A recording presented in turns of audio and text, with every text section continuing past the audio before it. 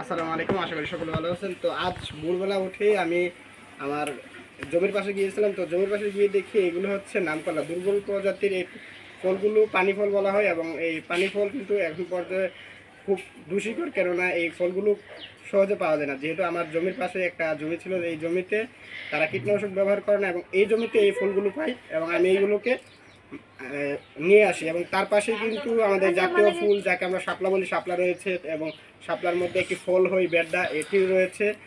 বিভিন্নভাবে এই ফল আপনারা যদি খুঁজেন বা আপনাদের এলাকায় বিভিন্ন জায়গার মধ্যে বিভিন্ন নাম ধরে এই ফলটি ডাকে, তাহলে আপনারা অবশ্যই ফলটির নাম জানলে কমেন্টে জানিয়ে যাবেন। এবং ভিডিওটি ভালো লাগলে একটি লাইক করবেন, এবং এই ফল আপনাদের এলাকায় মৌ বানায় সরে আলি ইডিছে এই কতলি চিংড়ি মাছ আছে নি? চিংড়ি মাছ ছাড়া না যাব মামা হাই না কিতা করাম।